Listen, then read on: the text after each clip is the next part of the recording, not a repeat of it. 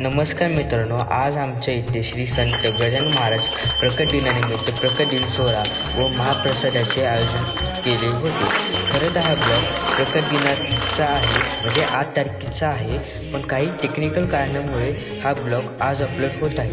सर्वप्रथम प्रकट दिनादिवशी सकाळी 12 वाजता श्री संत गजानन महाराज यांची आरती करण्यात आली.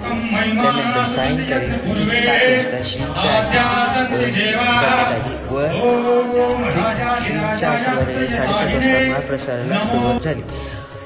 हा जर का ब्लॉग तुम्हाला आवडला असेल तर पेजला फॉलो करा आणि व्हिडिओला लाईक करा, शेअर नक्की करा. धन्यवाद.